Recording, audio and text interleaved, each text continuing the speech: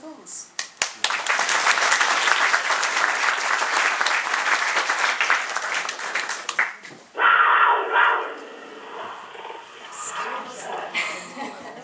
That was actually a real cougar recording. That's just something to keep in mind for some recordings that I'm going to play you later on, which have actually been recorded out in the Australian bush, which sound eerily similar. And of course I'm here talking today about Australian big cats and unnatural history of panthers. Myself and my co-author Michael Williams published this book a couple of months ago in Australia. There's been so many sightings and stories that have come out of Australia in the last 150 years that we thought it timely to actually compile all of this into book form, and it took us about 5 years to actually do the writing, but it took about 8 years to collect all of the reports and stories. And this is by no means a comprehensive volume, despite how thick it is. Now, I'm sure a lot of you know about the British alien big cat. Well, it's got a cousin and it's Australian. The first sightings of Australian big cats were recorded in the mid to late 1800s, and one of the earliest was made by an intrepid South Australian explorer by the name of Charles Winnicky. In 1883, Winnicky was gobsmacked when he ran into a wild cat of extraordinary size in the Australian bush, about the size of a leopard, and he thought it was compelling enough to record it in his diary. Of course, by that time in Australia, feral cats had become well and truly established. They'd become a reality of colonial life. They'd been brought over by the first fleeters, the first people to come over in ships to Australia, when the convicts were coming, and later on when the settlers were coming. And they were possibly joined by Dutch shipwreck survivors. Of course, we've got a lot of Dutch shipwrecks around the Australian coast, and some people have theorised that some of the feral cat stock, some of these ship's cats have somehow made it to shore. I don't know how many cats were on each boat. It would seem a bit extraordinary, but there are a lot of people who are adamant that some of the gene pool has come from these Dutch shipwreck survivors. The first exotic menageries were also coming to Australia in the mid-1800s. The very first circus to come to Australia that had exotic animals was the famous Barnum and Bailey circus, and after that everyone wanted to get in on the act, so to speak. And we had an extraordinary number of circuses that were starting up. There are also records of enterprising importers, ship's captains who were sailing through exotic ports, and they decided to, on spec, buy exotic animals to sell them once they hit Australia. And many of these animals actually found their way to our early zoological gardens, and they included elephants, tigers, leopards, which must have been a very interesting journey for the people who were transporting them, because these animals were spending a lot of time in ships' holds for months and months. Of course, in Queensland in the early 1880s, the Queensland tiger was making a bit of a name for itself. This is just to give you an idea of the spread of big cat reports in Australia. We've even got them down here in Tasmania, all up the east coast of Australia. We've got the southwest corner of Western Australia, South Australia, and of course up in the Northern Territory, and right up the top there, far north Queensland. So we've got a really good spread. But the so-called Queensland tiger, and this is a very stylised representation of the Queensland tiger, because they were calling it a tiger because it had stripes, but it actually didn't look anything like that, and it wasn't anywhere near as big as that. It obviously had marsupial attributes, but this is just an artist's interpretation. But it was a small striped arboreal cat that was quite different from its black and tan cousins that have been spotted all over Australia, which resemble more melanistic leopards and North American pumas. In 1895, the legend of the Tantanoola tiger was born. Again, another tiger, but not a real tiger. As they subsequently found out, it was actually some sort of breed of wolf that had escaped one of these travelling menageries and had been killing all of the sheep in the district. Of course, by the early 1900s, reports of wild cats, panthers and lions were becoming more common as settlers frequently reported run-ins with monstrous-sized cats in the Australian bush. Adding grist to the mill was the 1920 shooting of a circus puma near St Arnaud in Victoria, which had actually escaped the confines of its cage. And this poor little puma, it looks quite scrappy in the photo. He would have been no bigger than a Labrador. He was actually chased down by a fox terrier and shot by several men. So the poor thing, just didn't stand a chance. It was actually reportedly quite tame. So it probably saw these people coming, and it didn't run away. And then the terriers attacked it and they shot it. So that was in 1920, but things really took off in a big way in Australia in the 1950s, near a small town called Emmaville, that would actually give the legend of the big cat its true foothold in Australian history. Our first big cat town. From the 50s to the early 60s, the area became known as the epicentre of big cat reports in Australia, in an area known as New England, just for the sheer fact that particular part of the geography of Australia is very green and lush. There were high hopes for the Emmaville panther. Zoo entrepreneur Sir Edward Hallstrom was keen to capture the beast and offered a hefty £1,000 reward if the animal turned out to be a marsupial cat. Only £500 if the animal was a leopard. No one ever claimed either prize. In 1964, the famous Ozen-Cadnook tiger picture was taken by Rilla Martin. Located in central western Victoria, Ozen-Cadnook, which is a bit of a mouthful, became a hotspot of sightings for striped dog-like creatures. So immediately I know we're all thinking thylacine, right? Is this some sort of weird thylacine? When you see the picture in a minute, you will go, that's not a thylacine, but what is it? It's a strange-looking animal. Its dog-like visage, while being very thylacine-like, led to speculation that it could actually be some sort of representation of a marsupial cat, perhaps the Thylaclea carnifex. And there it is, and you can see that this photo's been dissected a lot. It's been subject of great discussion. Some people think it's a hoax, some people think it's been overly doctored by the newspaper that actually originally first printed this photo, the Wimmera Mail Times. Rilla Martin was actually driving along the road and spotted this strange animal, jumped out of a car and took the photo with a box brownie camera. And you can sort of see there are some strange sort of what appear to be stripes here. There's some speculation that this is to do with the shadowing, but they look sort of a bit too perfect. And then this head that she describes as being pig-like, which doesn't sound like the description of a dog. But look, I've got some great archival footage that I'll play you, and it's an interview with Rilla Martin. Not very many people have actually seen the interview, but it's great because she's such a genuine witness, and it was that sort of time period where, I don't know, I guess there weren't a lot of hoaxes and things going on, and she just comes across as very sincere, but I'll let you make up your own mind about that.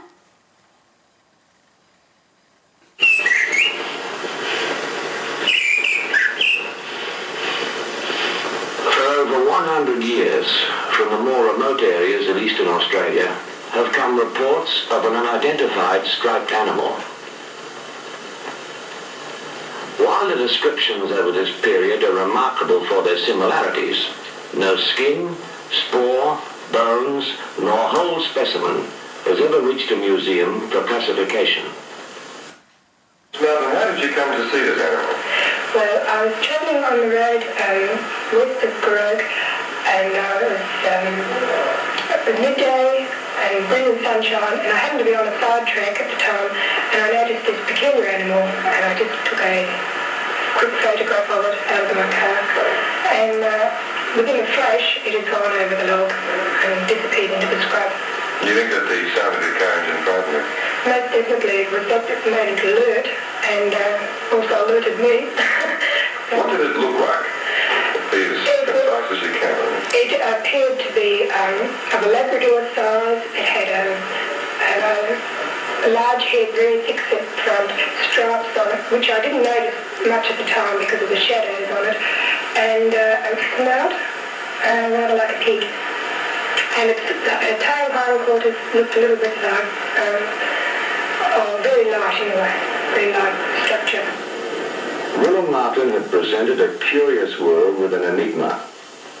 Her photograph was surprisingly more baffling than the less concrete descriptions of the past 80 years. The old explanations were now impossible. It was not a feral cat, not a mangy fox, not a pig with unusual markings. It was a tantalizing but infuriating photograph, demanding closer inspection but dissolving into the grainy imperfection of a holiday snapshot. Actually, when they do the close-up of the head, it almost, to me, looks a bit koala-like, because it's got that kind of funny, boxy sort of jaw. But anyway, not too far away in the Grampians mountain range in Victoria, the area was becoming very well known for big cat sightings. So many reports were being logged in the 1970s that a Deakin University academic by the name of Dr. John Henry decided to conduct a scientific study into the sightings. And he actually concluded that there were in fact big cats at large in Australia, and he also made an interesting prediction. He predicted that the number of sightings would actually triple within the next 30 years, and they actually have. And I don't know if that's simply a reflection of the expanding the expansion of cities and, the rising populations, and do we just have more people out there, or are there actually more of these cat-like creatures running around? I'm not too sure. But teams of university researchers were deployed to search for unusual scat, spore and animal remains as part of this study. And one of the more interesting discoveries were some sheep's carcasses that were found on a narrow rock ledge about 300 metres above the valley floor, in a place called Geranium Springs Valley, deep in the heart of the Grampians. And some experts who were called in to analyse the evidence found that the scat and spore collected at the site were, in their opinion, could well be that of a puma. But what would a puma be doing in Australia, and what would a puma be doing in the Grampians? In light of renewed interest in his study in 2001, Dr. Henry updated his original findings, but he came to the same conclusion. There are still big cats roaming the Australian bush. In the late 1970s, on the other side of the country, the Quartering region of Western Australia was proving to be a hotspot of big cat sightings. But unlike many other areas in Australia where jet black cats are reported, these cats resembled pumas with sandy-coloured coats. Seasoned kangaroo hunters failed to bag any of the tawny-coloured cats, despite holding all-night vigils, using starlight scopes, which were the early forerunner of night vision technology, and using high-powered .308 rifles. Some of the bullets which appeared to find their mark still made no difference. It appeared, to all intents and purposes, that some of these cats had been shot several times, but they still managed to escape, and no carcasses of cats were ever discovered. The sightings and stock losses continued for several years and inspired a government inquiry and the writing of the book Savage Shadow by journalist David O'Reilly. His sleuthing actually uncovered quite a few reports, the earliest of which dated back to 1950, but he never actually got to the bottom of the source of the sightings either. And the series of events also sparked a government inquiry, which ended up revealing nothing other than there appeared to be some bureaucratic obstinance when it came to admitting or acknowledging or even entertaining the fact that there could be a feral puma population in Australia. The 1980s once again saw an explosion of big cat activity in Victoria and the shooting of a lioness near Broken Hill in New South Wales. This cat is quite significant. It was spotted by a motorist who was driving along in a very remote part of New South Wales. It was actually eating a sheep by the side of the road. One thing about lions, they're really social animals and they don't care who sees them. They're not furtive, they're not, they don't tend to be nocturnal, they don't hide away. So this cat was quite happily eating a sheep by the side of the road, and someone's called it into the local police. And the only person on duty that particular day, Detective Holmes, was dispatched to deal with the lion, which he had to unfortunately kill. Because he couldn't get anywhere near it, and they didn't actually have, they didn't have drugs. And a lot of people say, well, why can't they just use a tranquilizer gun? Using using any kind of tranquilizers, you have to be very precise with the dosage. So you almost have to know in advance that you're going off to tranquilize an animal. You have to know how big it is because you might kill it and that sort of thing. But anyway, he's ended up shooting this cat, and this cat is probably the first body on the table, so to speak, the first proof that we've got exotic cats running around in Australia that has ever been obtained. Sure, it could have been an escapee from a circus, but no one was putting their hand up. No one admitted to releasing it from a zoo. So, for all intents and purposes, you could argue that this cat was living a quite happy life in the bush. Certainly wasn't the first lioness to be spotted in the Australian bush, but it was the first one to be shot. In the 1990s, one of the best documented series of big cat sightings to date that has spanned a 10-year period occurred in the Hawkesbury region of New South Wales. And it's quite significant because the events that happened in the Hawkesbury area, which was on the fringe of Sydney, mirrored what had happened 30 years earlier in WA. And they almost had exactly the same outcome, except the events sparked about 2 or 3 more government inquiries, which still came to the same sort of blurry, watery conclusion. And I've got some footage here of a wallaby carcass found at a place called Bowen Mountain, just to give you an idea of the sort of evidence that we've come across. Yeah, as I was near the crisp or not, because of that sort of clean sort of cut. It looks like someone's... I was looking at these two. Yeah, that's right. Oh, but Tom. That's just amazed by the scratches. So you can see those scratches. It's amazing, huh? It's like someone's got a Look how scalpel close to suburbia, and Bex. sliced through. It couldn't be a Tasmanian devil, could it? You see, everybody comes from walk. Tasmanian devils don't leave anything behind. They're the garbage bins of the Australian bush. They're the great recyclers. In fact, they never find bushwalkers, the ones that have been lost for a while in Tasmania, because they're usually eaten by the Tasmanian devils.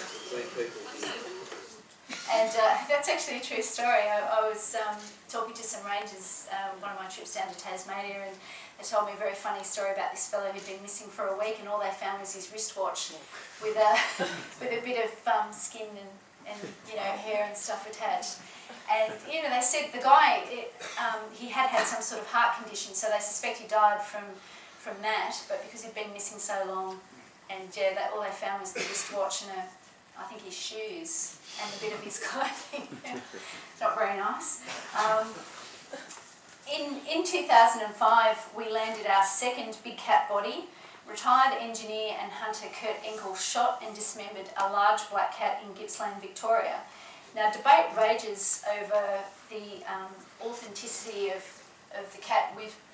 We call it the Enkel cat, but I also call it the Gippsland giant because it was such a big cat. It actually weighed in the vicinity of 30 to 33 kilos, which is a pretty hefty cat. An average fat house cat could weigh anywhere up to 8 kilos. The size of the animal we're talking about is about the size of a German Shepherd, so anywhere between sort of Labrador, sort of German Shepherd size. Kurt, being Kurt, is fairly, I describe him as the feisty retired Austrian engineer, which kind of sums up all of his personality aspects quite well. He's sort of a very forthright guy, and he spends all of his time hunting. And he shot this cat, and the angle of the bullet actually meant that the bullet exited through the cat's head and kind of exploded it and left it in this blooded, shreddy sort of mess. So being a hunter and being into trophies, the only thing he actually souvenired was its tail, which he later had examined by a biologist by the name of Rory O'Brien. And Rory, well, here's the cat here. You can see what I mean. It's kind of where the head used to be. And I mean, a lot of people argue about the perspective of this photo and say, oh, look, it's obviously a bit of depth of field trickery, that this carcass actually was hanging in the foreground, but it actually wasn't that far in the foreground. And he's there posing with his, gun and gear. But the tail was actually examined by a biologist who authenticated it. and it was a very long tail. And one of the criticisms that was brought up about the cat's tail was that it couldn't possibly be authentic, and that he must have used an old skinning trick where, imagine you've got the tail of a cat and then you've got the back of the cat, and he's skinned up the back of the cat to kind of create like a false length of the tail, which sounds quite bizarre to me. But this fellow, that Rory O'Brien, actually authenticated that hadn't occurred, and there were actually bits of the caudal vertebrae remaining in the base of the tail, so he knew that it actually hadn't been tampered with. And I should add, we've actually seen the tail as well. It is a big fat cat tail. It's much, much bigger than a normal cat tail. And we also sent away to have a sample from that tail DNA'd, and the results actually came back Felis catus, which is domestic cat. So it's probably the biggest domestic cat in the world ever shot. Which is a little bit scary. You're thinking, well, if the domestic cats are getting that big in Australia, what else is supersizing out there? Your cane toads, for one thing. Well, the cane toads are pretty big. Have you seen the one on the side of the dog there? Yeah. Well, we're actually experiencing quite an interesting transformation in the wild dog population in Australia as well. We've got a lot of the big pig dogs, the hunting dogs, which are going out and interbreeding with the dingoes, and we're ending up with these sort of super feral dogs which stalk people. And I've spoken to doggers who, their job, I don't know, perhaps that means something different. In Australia, a dogger is actually someone who goes out and baits wild dogs and kills them. Yeah, so something very okay. It's not really in Australia. Okay, right. In Australia, they're kind of country bumpkin sort of guys who just go out and they just kill things, and that's just their job. And this one fellow, we won't call him a dogger, we'll just call him, this fellow went out and he was actually laying baits for these wild dogs, and he went around in a bit of a circle, and as he came back he noticed that there were fresh dog tracks, very, very big dog tracks over his footprints, and he followed them along and went the circle again, and this thing had been tracking him. So he left shortly. I mean, these guys, they get around with guns, they're fine, but there have been other instances in some of our national parks where people have actually been stalked by packs of wild dogs. So there are certainly some new sort of threats that we have to deal with out there in the bush. And this is just one more shot of the infamous body hanging there. And we did actually use, in the book we sort of go into it in a bit more detail, but we were actually able to later go back and get some measurements from those from those posts holding up that awning, which helped us to get an idea of the true size. Now, one of the stories that is quite big in Australia, and every part of Australia that you go to, people will say, "Oh, I know how the cats got here. The Yanks let them go. They came here in the 40s. Not only did they have a good time and take all our women, they left their bloody pets behind, and they went feral." Large cats were really, really popular. This is actually the Escadrille Lafayette unit. They're actually based in France, and it was an air wing set up by Americans, wealthy American playboy types, who actually based themselves in a hotel. And they got this, they decided they needed a mascot, so they got Whiskey, the lion cub, and Whiskey, obviously looking very unimpressed there, was just one of a whole bunch of large exotic cats that have been used as panther mascots, as military unit mascots. And we know that there were units based in Australia that actually had unit mascots that were panthers, but we can't find actually any proof of the actual cats themselves having been in Australia. But the speculation is that these US units came over from Southeast Asia, where they sourced the cats, or possibly from the Panama Canal area, and actually brought them over when they were a lot smaller. They got quite big by the time things had progressed during that particular conflict in the probably 44, 45. they had to leave and go to another part of the Pacific. They had to leave the cats behind. They were told to shoot them. They were a bit soft about it, and they let them go in the bush instead and didn't think anything more of it. Now, the Grampians area in Victoria is actually part of a string of sort of mountains and sort of a continuous piece of geography that actually links up to Mount Gambier, where these units were stationed. So it certainly does seem to fit on the face of it. And this is actually a great photo, the 24th Infantry Unit. I don't know what the mascot's name was, but this was taken at somewhere in Southeast Asia in the 1960s. So even in the 60s, it was quite popular to get your own exotic cat. That's obviously a very young lion. So who knows what happened to that cat if it ended up being taken anywhere. It's still very popular to have these big cats as mascots in Australia, but they live in a zoo, and they might come out under special conditions to a parade ground or something like that. But certainly never living in the barracks or being walked around on chains. And there are actually lots of eyewitness accounts that have come through in the last 10 years where elderly people have claimed to have seen these cats being walked around on chains in their youth, which is quite interesting. But some of the stories sound so similar, you just wonder who's telling porkies and who's telling the truth. So what are these creatures? The uncatchable cat scenario has led some researchers to speculate that alien big cats, the sightings of which are by no means exclusive to Australia, because they happen in New Zealand as well, and we've actually got a whole chapter on New Zealand in the book. They're truly not of this world, that these cats that everyone is seeing have some sort of paranormal quality, and they perhaps have something in common with, black dog folklore or something of that ilk. However, with such a mountain of physical evidence coming to hand in recent years, it's really hard, for me anyway, to embrace this conclusion. As much as I love to entertain paranormal theories, it's very hard to do that when you're getting so much great physical evidence that's coming up. So I think we might finally be getting closer, dare I say it, to arriving at a biological solution to this cryptozoological mystery. We know that there are large cats running around in the Australian bush. The Broken Hill lioness is proof of that. And of course we know we have very big feral cats running around. Kurt Engel shot one. This isn't one that he shot, by the way. This is a different feral cat.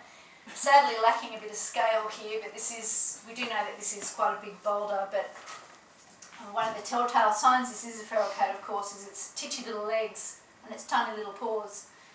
Even though it's got quite a big body and quite a big head, it's still got, these little dainty little legs.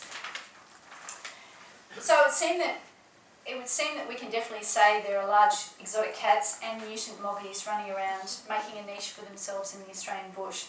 But how did they get there? Well, we're not so sure. But it would seem to be no coincidence that the sightings began not long after white settlement. So we know that we were bringing in the feral cat, or the fearless caddis.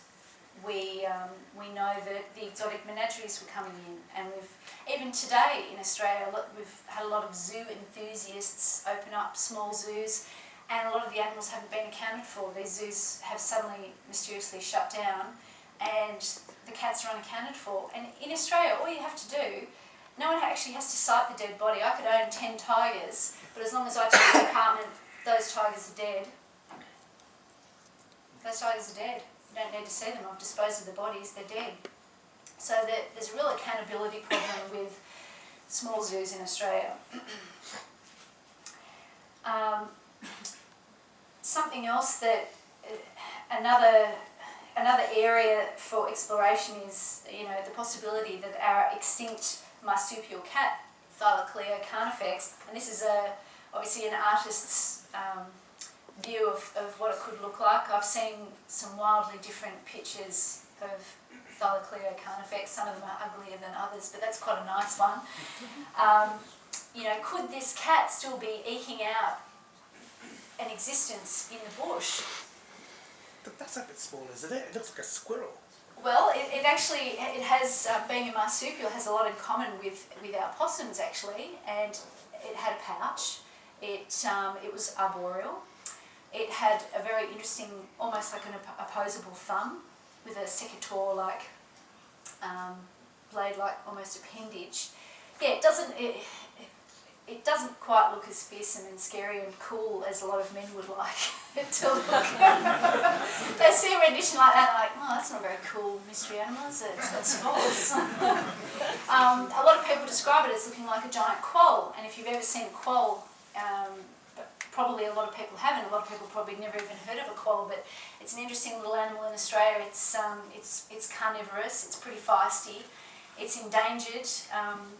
Certain strands of the quoll line are actually extinct on the mainland in Australia now. But they're fantastic little animals, and I guess you could almost say a Thylaclea carnifex is like a monster quoll, and it's certainly been described as being like a monster quoll by some of the witnesses that we've spoken to. And one of the amazing things is, well, I'll tell you one quick story. This is actually my favourite story in the whole book. There was a farmer, pretty no-nonsense guy. He went down to check on his cows one day. A lot of his cows were calving. He drove into a paddock only to see that a calf that he had seen about 3 or 4 hours earlier, perfectly healthy, lying on the ground, almost completely stripped of flesh. Skin folded back, ribs cleanly exposed. Nearby was the distressed mother cow with a broken leg, all twisted up, bellowing. And watching the whole scene was a very big, black, cat-like animal, but it wasn't a cat. And he said his words to us, and he wanted to remain anonymous because, you know, people who live in small farming communities, they're often, you know, it's a joke that could go on for 50 years. You know, if he stuck his head up, it would be like, oh, there's Jack. He reckons he saw a crazy panther on his farm. So he didn't want any attention whatsoever, but he was happy to provide us with the photographs. And his story was just so compelling. But he said, look, I've seen big cats in the zoo. I've seen large dogs. I've seen feral cats. I shoot them all the time on my property. He said, this thing looked like nothing I had ever seen before. He said it had a big boxy head. He said it was almost like a quoll on steroids. And he said it was black. It looked kind of pissed off. And it wasn't going to move. It was not going to move just because he was there. And eventually it just sauntered off. And he said it just chilled him to the bone, this thing. He ended up shooting the mother cow and keeping an eye on that particular paddock to see if this creature came back. And of course it never actually came back. But it really unsettled him. And it's stories like that do sort of give you pause for thought, and you make you think, well, okay, I know I've poo-pooed this. This animal's actually been extinct in Australia for 40,000 years. You know, could it possibly still be eking out an existence? You know, I don't know. We find that this is a great idea. It almost looks a bit, I don't know, sort of ape-like or something. You can sort of see the weird, it's got these, you can just see the thumb there, this weird sort of bone structure. But yeah, 40,000 years. I think I could be slightly out of my time, but I'm pretty sure the Tasmanian tiger has been extinct on the mainland for about 10,000 years. And they're still seeing Tasmanian tigers everywhere on the Australian mainland. So the mystery remains, you know, could the so-called Queensland tiger, which could possibly be a Thylaclea carnifex, it could even be a Tasmanian tiger, you know, perhaps it's the same animal as the carnifex, perhaps it's something new and just as exciting, still waiting to be discovered. I'd like to think so. It seems that the more we find out about the big cat mystery in Australia, the more bizarre and puzzling it gets, and I guess that's what makes it such a great Fortean theme. I've got a whole lot of footage here that I might just quickly run you through. This is sort of a less structured part of the presentation, but coming up we've got this fantastic footage of these cows. I've tried to cut out all the really gory footage. The last time I gave this talk, I had live sheep that were missing half their heads, and I think I disturbed a few too many people, so I left that one out. But there's certainly this amazing wealth of evidence, and a lot of people say to me, well, you know, can't it just be wild dogs? You know, you're having a bit of a delusional delusional moment to believe that there could be cats causing this sort of predation in Australia. Well, if you've actually ever seen how a dog kills something, they'll worry it, they'll pull it apart, they're very messy killers and they're messy eaters, whereas cats are very clean, they're quite methodical, they have these tiny little hair-like sort of growths on their tongues, and they use them to kind of neatly pull away all the flesh from the skin. And the sorts of carcasses that are being found with almost chamois smooth sort of skins that are quite sort of supple, that had all the flesh kind of neatly, you know, when you see them it's kind of quite eerie. You think, oh gee, that's a bit unnatural, you know, that's, you know, what is it? And particularly in Australia we've got a lot of sheep, and we do have a lot of dogs running around, and the people who are finding these carcasses, they see dog attacks all the time. You can't miss them. If you've ever seen a dog kill anything, particularly a sheep, it's like a bag of cotton wool balls has exploded. You know, there's just white everywhere, a sea of white, and there's the poor unfortunate cow that's all chewed up. But this next bit of footage, it's a little bit disturbing. It was actually filmed by a government department in Victoria, and we had to sort of dig deep to find this footage. And the very fact that the government department had been called out to this case and they were filming it indicates just how seriously they were taking things at the time. So you can see something has come in with claws, and you know how thick a cow's hide is, and it's actually pierced some of the skin.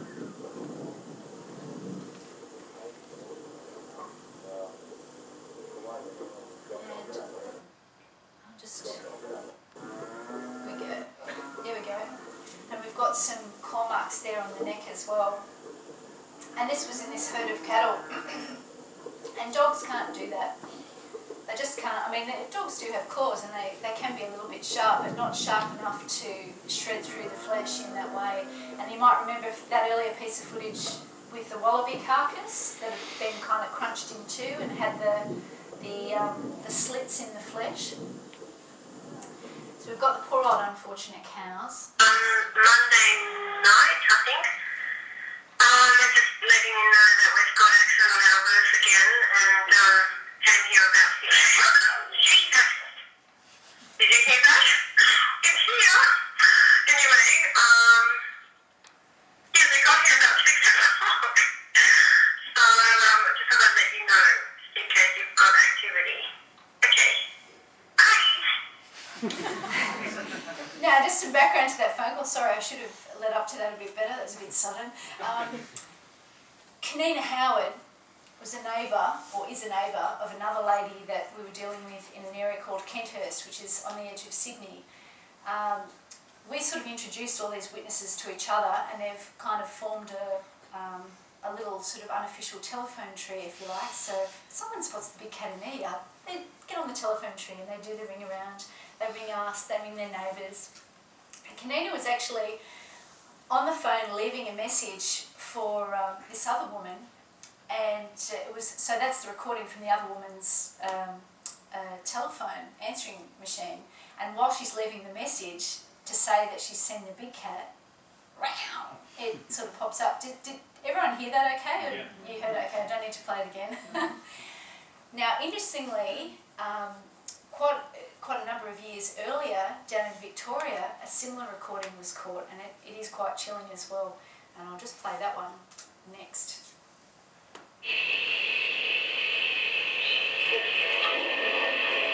Holy shit. Oh my God, I'll get out of here. There was one at the back of the car. It was quite large, and it was fawn, definitely a pusa. It snuck up around the back of me. It is now bolted up into the bush up the side of the hill. It's moving at a very fast pace, and it wasn't impressed, and neither am I. And poor old Jen, she's a member of AFRA, and she was actually she was doing a little sort of solo stakeout in the Gembrook State Forest. There's been a lot of activity in the Gembrook State Forest. There have been various reports because there's a few private zoos nearby, of large cats getting out of their enclosures and being recaptured on the quiet. And she was actually staking out this little area with a tape recorder running, and this cat has come up behind the car, obviously curious. She'd been parked there for a while. She's probably just sitting there zoning out, thinking about her laundry or something, and this thing's just gone bananas and started screeching right behind her. But I think it's such a fantastic recording. And there's about 4 quite good recordings that have been made of these cougar-like noises, and that's not a feral cat. That is not a feral cat. I'm sure everyone's heard cats on heat in their neighbourhood, or cats just making just a general racket, and they do sound completely different. So yeah, did they capture a cougar on tape? Well, you guys can be the judge of that. If you remember back to that very first noise that I played you when I started the presentation, it sounds very, very similar. Now I've got some other big cats on film. This is the One-Angler Dam cat. It was actually filmed by a farmer on his property. Like a lot of these videos, sometimes the more you look at them, it doesn't really become any clearer, but from some angles you think small cat, other angles you think puma.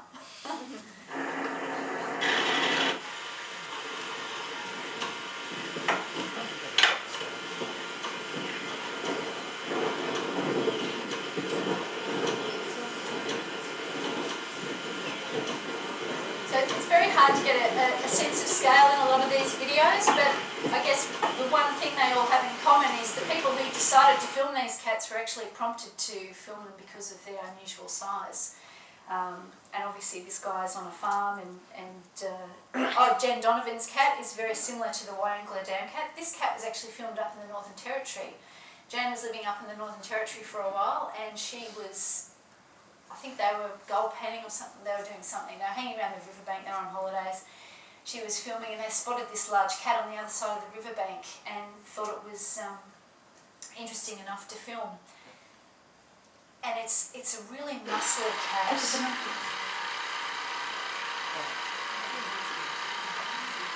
Almost looks a bit lioness-like from some angles.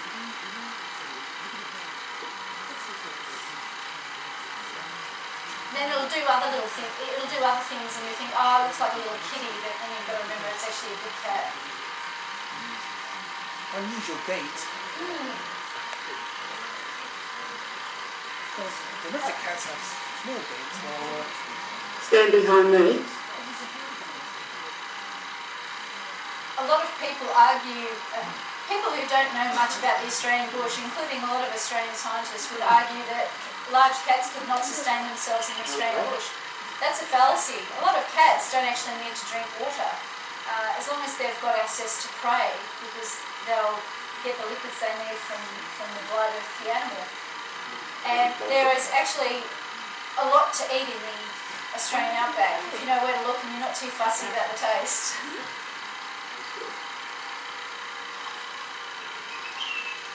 So, just flick on. Oh, this is Mary McCarthy's cat. Mary was driving around back road of Victoria, just minding her own business. She had to stop the car because there was a bit of road work going on. She noticed a big black cat running across the paddock. Luckily, she had her camera with her. She's probably one of about 3 people I've met in the past 20 years who actually had a camera with them when they saw something extraordinary and got to take a photo of it. Steve Temby's cat. I'm going to show you a couple of quick sequences. Obviously, this is a kangaroo. Kangaroo is quite big. It's not a wallaby. This cat, when you put him over there, he's about half the size of that kangaroo, which is pretty big. Even though the kangaroo, that's just a still from the footage, but the kangaroo doesn't seem too fast. This is Doreen Williams. Doreen, much like the other lady, she was driving along, stopped a car because she saw a large cat. You can't quite make it out here, but let me help you. There's the tail, the back, the head, and it was big enough that she also whipped out her camera and took a photo. Gary Blount's cat. Gary Blount's a neighbour of ours in the Blue Mountains. He's a pretty no-nonsense bloke. He's a fisherman. He's got a boat. He takes it out to a dam called Lake Windermere, and he sits back with a few tinnies, goes fishing with his wife, and they sit there on the boat. It's nice and quiet, and it ended up being an awesome viewing platform for a large black cat he saw climbing up the side of the nearby incline. So he said to his wife, "Come on, Kerry, let's film this cat, so that's what they did.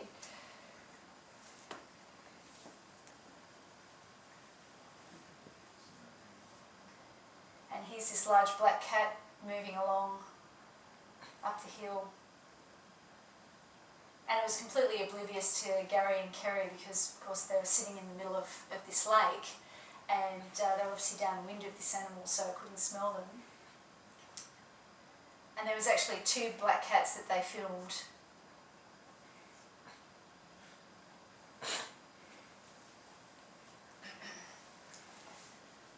And there we go. Whoa, there's a kangaroo. Whoa, here we go. Where's the cat? There's the cat. There's the kangaroo. Obviously, couldn't quite get them close enough to each other to get the size. Gary, being a lovely man, actually made his wife Kerry go and lie on a log and pretend to be the big cat, so he had a comparison. So she had to wear a black tracksuit and lie on a log. It was actually quite good of them to do that, because a lot of people don't bother to go back and try and gauge, what the size is or get any kind of perspective. Andrew Burston, another guy down in Victoria, shot a cat on film, another kangaroo, and another large cat. Although the kangaroo doesn't seem as fussed initially, but it does take off. So a lot of people don't realise, look at the size of that, that's a big cat. That's a grey kangaroo. Okay, so the grey kangaroo is probably, the head would probably come up to about here. So, it's a reasonably large cat. Rebecca, do you want to take any questions? Yeah, I will. I'll just show you a tiny bit. I'll just show you something really odd. Kangaroo jumping over there. Yeah, you can see that. What is it? It looks like a lion, like you say. Looks like a bloody one. A tiger. That is, isn't it? You can't be, I don't know what it is. So this is a blob cat. Racing. We call them blob cats because you can't really make out too much detail. Sit down like a cat can. So yeah, the Radium Hill tiger is actually quite interesting. It's not the only white animal to be filmed in that area. It's actually the site of an old uranium mine. They get a lot of white emus there as well, and white kangaroos. So why not a white big cat? And I think that is just about the end of it. So yeah, so is this a sign of things to come? Probably. The country will be overrun with big cats shortly. And of course, we've got the book out. I only brought 3 copies from Australia, but it is available on Amazon. But if anyone wants to get a signed copy, I've got 3 copies with me. But questions? Okay, is this working? Yes, it is. There's some questions. It's not so much a question as it's something which I found out about. You mentioned about a lot of people opening up small zoos. And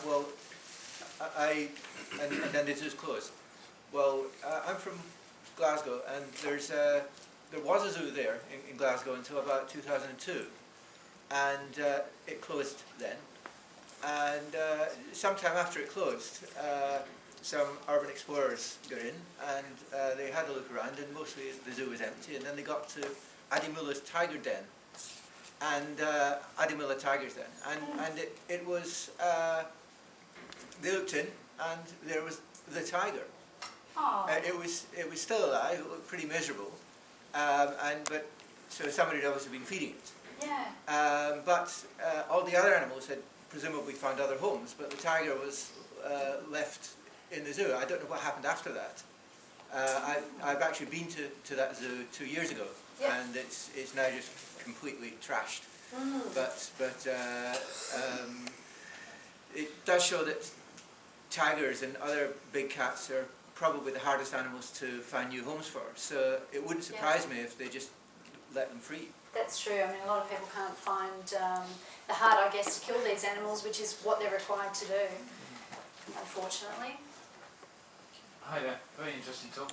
Are there any Aboriginal stories and folktales that would relate to sightings of big cats in reasonably recent times? Because obviously there's stuff that goes back into dream time, I suppose. As it were, but, is there more recent folktales?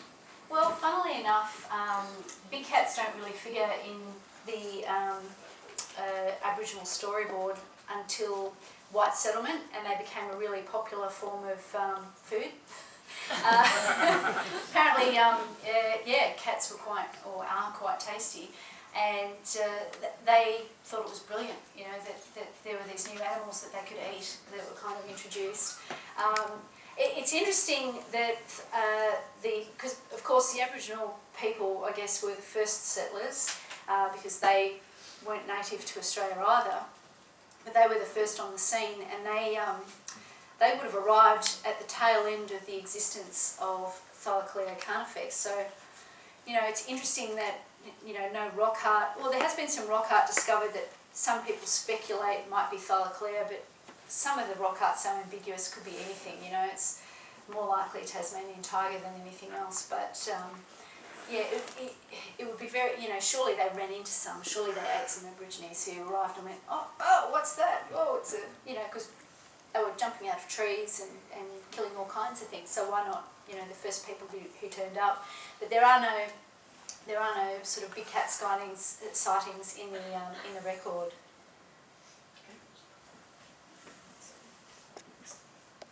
Can I just ask, how large was the cat seen from the middle of the lake? If you remember, because I have a very large domestic short hair, black and white moggy, and that cat really reminded me of my Thomas. He's enormous. Right. Yes. So, I'm just thinking, and she only eats what we feed him. Well, yeah, mostly. I'm just trying to think. I'm pretty sure we do have a measurement in here somewhere, but I might actually have to have a flick through and find that for you later. But that's why we've got Kerry. Reminded me of Thomas. Well, about my length, I guess, from, you know, because Kerry's a bit shorter than me, but she lay on the log, and her, you know, I think she was either the same size or a bit smaller than the cat, to give you an indication. So. Oh, sorry. Yeah, right. Could some of these alien big cat sightings be a result of ligers? Ligers, as in like a crossbreed between a tiger and a lion. Yeah. Thus, these anomalous spots on some of these animals, yeah. and could be melanistic, and the reason that they're not fearful of humans is because they actually grew up with humans. Yeah, look, certainly.